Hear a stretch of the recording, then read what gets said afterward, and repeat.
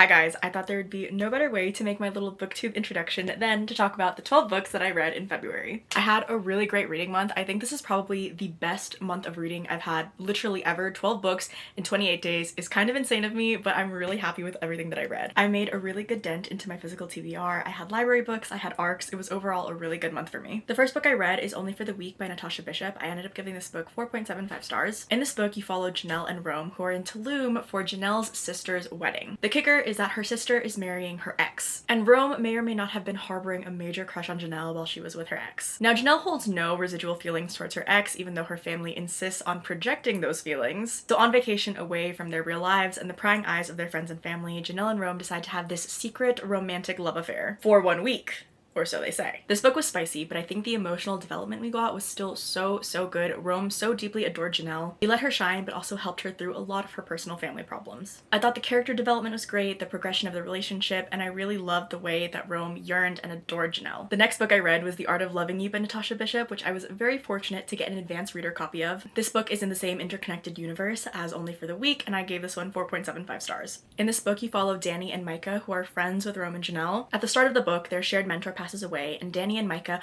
are forced to go on this kind of crazy bucket list scavenger hunt adventure left to them by their late mentor. This is a second chance romance, and we find out that Danny and Micah dated way even before the events of the first book. I think this book took a very different turn than Only for the Weak in the sense that it was a lot more emotional, a lot more rich in character development, and a lot heavier. You have these two characters moving through their waves of grief, processing how this loss impacts their lives. It's definitely more of a slow build romance, and I don't think the relationship takes the forefront of the book the same way Only for the Week did, but you cover such a wide range of deeply emotional topics that I think Natasha Bishop handled with such care and intention. This was such a lovely book. It took me by surprise, and I highly recommend you pick it up when it's released. The next book I finished is When They Call You a Terrorist, a Black Lives Matter memoir by Patrisse Khan-Cullors. I gave this book 5 stars, and this book is a memoir by Patrisse Khan-Cullors, one of the founding members of the Black Lives Matter movement. It's a story of her life and lived experiences with police, state violence, poverty, and racism as a Black woman in America. You see through her eyes what made her, what radicalized her, and what led her to starting the Black Lives Matter Foundation. You also get to hear about the early stages of the formation of the Black Lives Matter movement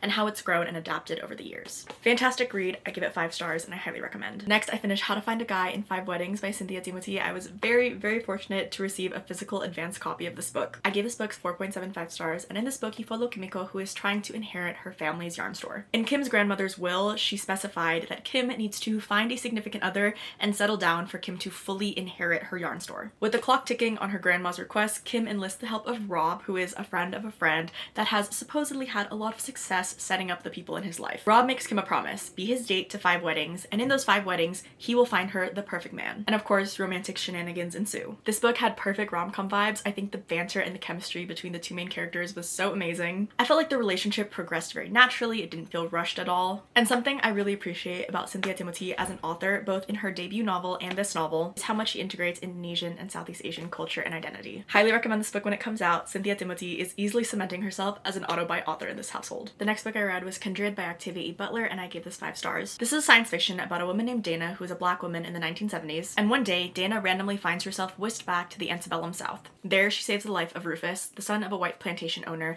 and Dana finds herself constantly going back and forth through time, always tied to Rufus, always needing to save his life. It was so captivating, so well written, it kept me on the edge of my seat the entire time. I think looking at slavery through the lens of Dana's travels and through her perspective was a very unique way to go about discussing life for slaves on plantations in the South. Fantastic read. I cannot wait to read more of Octavia E. Butler's work. The next book I read was In Your Dreams by Sarah Adams. I gave this book 4.5 stars, and this is the final book to the When in Rome series. I am so sad that the When in Rome series is over. I absolutely adore this series. If you are looking for like the classic romance small town rom-com vibes, I think the When in Rome series is so well done and I highly recommend it. In this book you follow Madison, someone who is returning back to Rome, Kentucky after having a difficult time with culinary school in New York. And her love interest is James, a childhood family friend who just so happens to be opening a restaurant on his farm. He may or may not be opening the restaurant just for her. I love the growth that both of these characters had. They really went from individually not wanting to burden the other with their hardships and then eventually opening up, letting their walls down, and really leaning on each other. I think the romance was really well built, really well paced. We got a lot of background into the long-term crush that James has on Madison, which we were slowly clued into through the rest of the series. My only thing with this book is I wish we got a little bit more about the actual process shots of them opening the restaurant on James's farm. I think that would have been a little interesting ad, but overall a really great book. The next book I finished is The New Jim Crow by Michelle Alexander, which I gave 5 stars. I've been meaning to read this book for a very long time, but I was intimidated because it's quite dense and quite thick,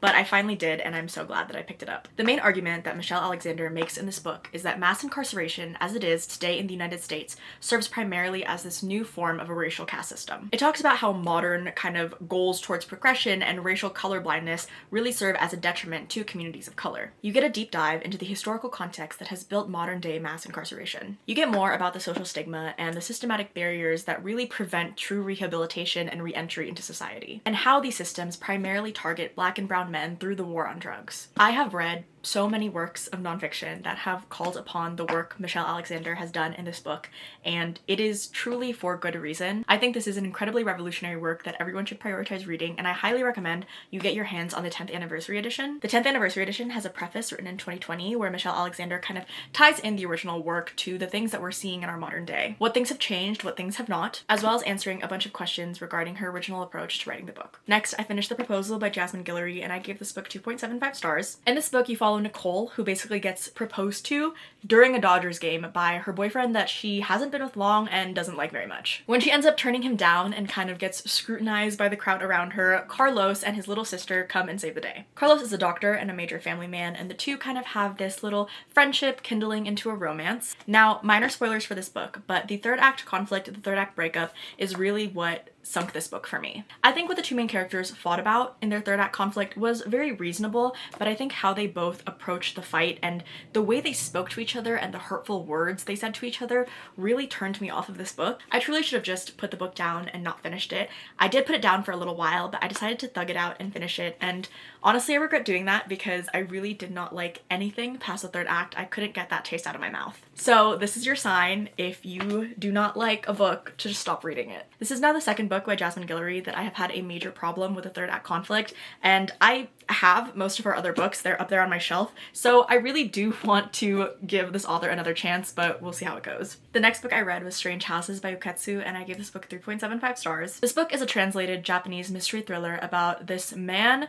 who has a friend that basically wants to move into this house, but wants his friend to like look over the architectural plans, and then the architectural plans are revealing these really creepy anomalies about the house. I feel like this is a book you just need to go in and read. It's really, really good. I was very much like panicked and sweating, and my heart was racing the entire time that I was reading this. I read it in one sitting. It's written in a way that's very captivating and has you want to keep going. However, when I step back and really think about kind of the lengths and the conclusions that the characters jump to kind of uncover the mystery, I don't think it was as well done. However, I just think from the premise of like how captivating it was, very good book, highly recommend. I am excited to read Strange Pictures and Strange Buildings, which is a newer release from this author. Next, I read Taste of Control, Food and the Filipino Colonial Mentality Under American Rule by Renee Alexander Orqueza Jr. That was a mouthful. This is a really well done academic read that talks about how American colonialism impacted how Filipinos ate, how they cooked, the ingredients they had access to, as well as how they perceived themselves as a people in relation to their colonizers. Through menus, travel guides, cookbooks, education, and advertisements, we talk about how Americans used food and food culture as a way of controlling the Filipino people, as well as justifying colonialism to the American public. This was really great. There was also a lot of images of old advertisements and old menus and just old news clippings that really highlight this colonial mentality in the Philippines. And I gave Taste of Control 4.25 stars. Great read, and I highly recommend to all of my fellow Filipinos in the diaspora. Next, I read This Could Be Us by Kennedy Ryan. I gave this book 5 stars. Guys, oh my gosh, I love this book. In this book, you follow Soledad, whose life is kind of coming apart as she finds out that her husband has a whole slew of secrets that deeply impact their lives. And as Soledad is working to build her life back up and keep a roof over her daughter's heads, we have Judah, a single father who is very intertwined with all of the drama going on in Soledad's life. I think this story is best approached as more of a story about Soledad and her journey towards self-discovery, her journey healing and recovering. And the romance is still a very large part of the book, but I think if you're going in expecting the romance to be the forefront, you might be disappointed. I think Every woman deserves a man who is patient and intentional the way that Judah was for Soledad. He never rushed her. He was very intentional and honest with what he felt for her and what he wanted from her, but never at all rushed her or made her feel that she needed to pick him over her life, her family, and her own growth. I am so stoked to keep reading books from Kennedy Ryan because I have been nothing but impressed with her work thus far. And lastly, for the month of February, I read Just Mercy by Bryan Stevenson. I gave this book 5 stars. I also watched the movie, which 5 stars, Michael B. Jordan, you will always be famous. I know this book will stay with me for the rest of my life. This book is kind of a mix of a biography and storytelling by Bryan Stevenson. He talks about his life as a lawyer and how he came to found the Equal Justice Initiative, but he also shares the story of so many people from various ages, walks of life, experiences, and breaking down the multitude of ways that the US carceral system just mercilessly and systematically takes people down. I think this book has done a lot for me and my personal perspectives and understanding of the carceral system, as well as my perspectives on the death penalty. You talk about a lot of things that can kind of impact someone's life and lead to their perceived criminality, things like poverty, things like race, PTSD, but I think there's always hope in my heart when I hear stories like Bryan's, when I hear stories like the Equal Justice Initiatives and all of the people that they've helped. This is such an important read. It was probably one of my favorites of the month, and I highly, highly recommend it. So that, my friends, are the 12 books that I read in the month of February. I hope you guys liked this video. I have been wanting to make longer form videos talking about books for a really long time now, so I'm finally kind of being brave and doing it, and I'll talk to you guys next time. Bye!